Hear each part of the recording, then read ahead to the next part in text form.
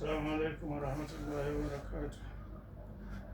የተከበራችሁ ወንድሞችና እህቶች በዚህ በሀገራችን በኢትዮጵያም ያላችሁ በውጭም ሀገር ያላችሁ ዛሬ በጣም አሳዛኝ የሆነ ነገር ስለሰማን ስለዛ ጉዳይ መረጃ ልንሰጣችሁ ነው። በተለይ አቅም ያላችሁ አህለል ኸይሮች፣ ሌላውም ደግሞ በሚችለው አቅም ሁላችንም እንሳተፍበት የሚገባ ነገር ነው። እኔ እንኳን አሁን ቀደም ያው ብዙ ጊዜ በአሁኑ ጊዜ ችግረኛው እየበዛ በግለሰብ ደረጃ ለማንም መናገር አልፈልግም እያቁም የነበረ፣ አንዳንድ ጊዜ ግን በጣም ለየት ያለ ሁኔታ ሲፈጠር ያስገድዳል ሁኔታ።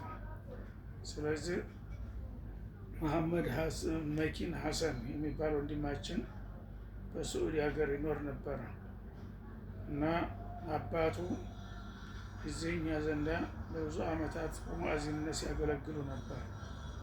እዛ እየኖረ እያለ ያው እዛው ትዳር መስርቶ እያለ ባለቤቱ በድንገት ታመመች። በምትታመምበት ጊዜ ባለቤቱ አንበርያ ናስር ትባላለች። ያው ፎቶውም አብሮ ይታያቸዋል። ሙሐጀባ ናት። እሷ 4 ህፃናት አላቸው በተከታታይ የተወለዱ። ምንም ጠንከር ያለ እንኳን ልጅ የለም። ገና ለጋ እድሜ ናት።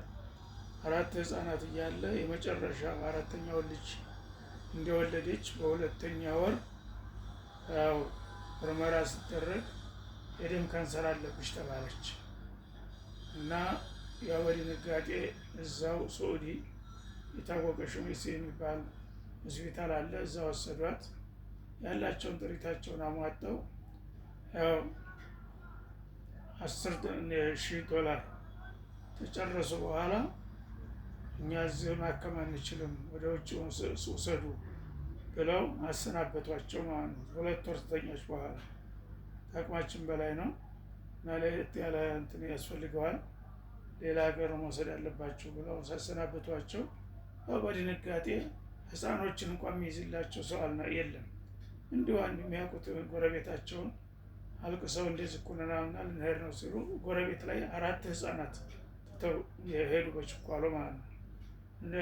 ደግሞ ምን ያህል ገንዘብ እንደሚያስፈልግም አያውቁም። የተወሰነች ገንዘብ የተረፈችውን ይዘው እዛ ሲሄዱ ሁኔታውን አይተው ህንድ ሀገር ነው የሄዱት። እዛ በሚታይ ጊዜ በጣም ከባድ ነው እና ይሄ በቀላል ክፍያ የሚሸፈን አይደለም ብለው በጀቱን አውጥተው ሰጧቸው ማለት ነው።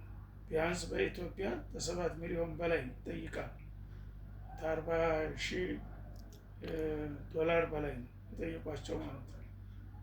እና ይህንን ታልከፈላችሁ ምንም ማድረግ አንችልም አሏቸው። እንዳይመለሱም የህይወት ጉዳይ ነው እና እንዳይቀጥሉም አቅም የለም። እዛ አየር ላይ ተንጠልጥለው እያለቀሱ ነው ሁለታቸውም ማለት ነው። ይባስ ብሎ ደግሞ እነሱ በዚህ ችግር ላይ እያሉ አባታቸው ደግሞ የመሐመድ የባልየው አባት ከ3 ቀን በፊት እዚህ ሞቱ። ደሴ ማን ኮምቦልቻ። ስለዚህ ያን ድርብርብ ልጆቹ ደግሞ ሙሉ ወድቀዋል ሲባል አያታቸው ደግሞ ሴቲቱ አያታቸው ልጆቹን ሄዳ እንትን አሮጊት ናት። በድንጋጤ ስትሄድ እሷ እዛ እንደደረሰች ባሏ እዚህ ባዶ ቤት ሞቱ። በጣም የሚያሳዝን ነገር ነው ማለት ነው። ባዶ ቤት ሞተው እንትን አሉ። አሁን እሱ እዛ ደግሞ የአባቱ ሞት መርዶም ተጨመረላቸው ማለት ነው። ያሁሉ መከራ ላይ እያሉ ሰው ሀገር ላይ አሁን በዚህ ሁኔታ ላይ ቀውጢ ሆኖባቸዋልና እንዲህ አይነቶችን እንግዲህ ሰዎች መርዳት ግድ ይላል፣ ሁላችንም ባለን አቅም ማለት ነው። ስለዚህ ሁላችሁም አላህ ሱብሓነሁ ወተዓላ የተጨነቀን ሰው የረዳና የገላገለ አላህ ይረዳዋል፣ አላህ ይገላግለዋል። መንፈረጀ ሙስሊሚን ኩርበተን ፈረጀ አላህ አንሁ ኩርበተን ምን ኩረቢ የውሚል ቂያማ።